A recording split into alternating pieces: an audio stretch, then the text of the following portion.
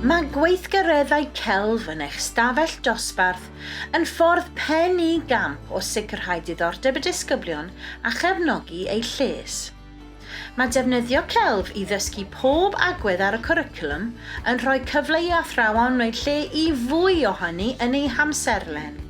Mae sgiliau meddwl, llythrennedd, llafaredd, gwyddoniaeth mathemateg a thygych i gyd yn addas i'w corffori mewn celf.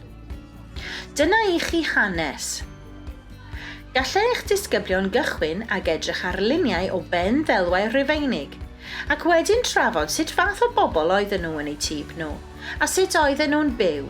Ar ôl hyn, fe allan nhw archwilio arteffactau Rhufeinig, gan ddefnyddio torches i archwilio golau a chysgod cyn braslunio'r arteffactau. Mae braslunio'n ffordd wych o annog eich dysgwyr i edrych yn fanwl ar bethau, a sylwi go iawn ar y manylion bychain. You're remembering to look at what you're drawing as well, yeah? Neu efallai mathemateg. Fe allwch chi gychwyn ag archwilio dil mêl. A allech arwain chi at ddysgu fwy am fywyd gwenyn, neu fod yn fan cychwyn prosiect am siapiau sy'n brithweithio. Gallech ddefnyddio celf i ddysgu'ch dosbarth am anifeiliaid, neu am egwyddorion goleuni, neu fwy neu lai unrhyw beth sy'n taro'ch pen. Ooh, look at that.